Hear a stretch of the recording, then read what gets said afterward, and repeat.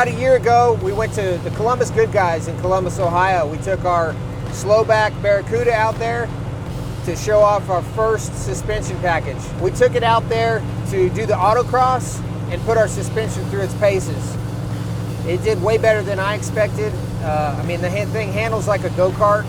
It's got about 500 horsepower, but that's not what we're here to talk about. We're here to talk about the story about how we met Debbie and her two sons and how we got this black fastback going. So this is the second Street Connection build that we've done. They saw our car out there at our booth and on the autocross, and they were super impressed with its performance and its stance. They wanted to talk about doing this fastback Barracuda, and I was like, sure. So they showed me some pictures of it at the show. I was like, man, that thing's pretty sweet.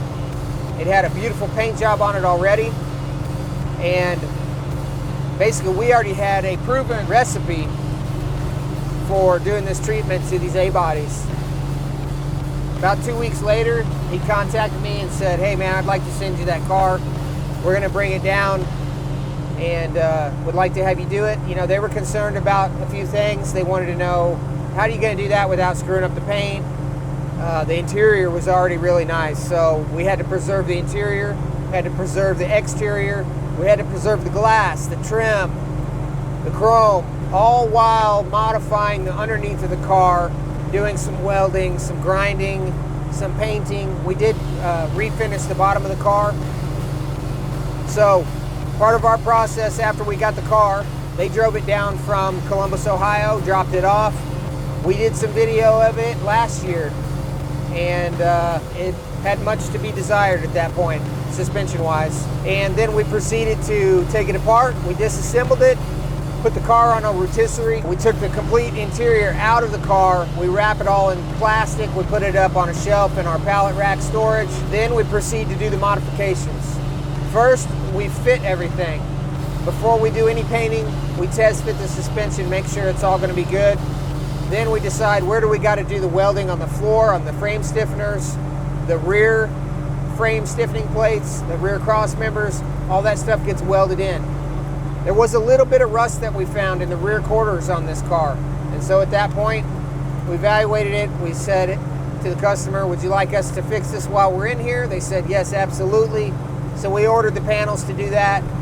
The tricky part on that was the lower inner quarter panel pieces, which always rot out on these cars, was very challenging to replace without disturbing the exterior paint. So we did that. It took a lot longer to do it that way because we couldn't grind on it to get it hot where it burned the paint. We had to really take our time to make sure that we didn't disrupt the original paint. But we did it, and we got new inner lower quarter panel pieces in there. First, we had the bottom of it sandblasted on the rotisserie.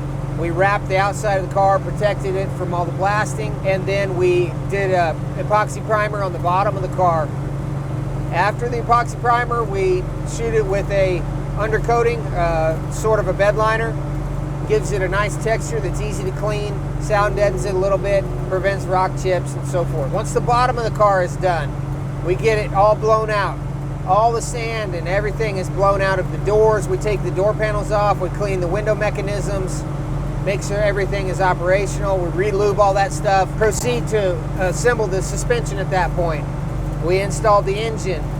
In this case, the customer wanted the transmission rebuilt, so we took it down the road, had a local guy rebuild the transmission, put all that stuff back together, and that would be a good time to decide whether or not you want to upgrade to like a throttle body EFI, like a Sniper from Holley.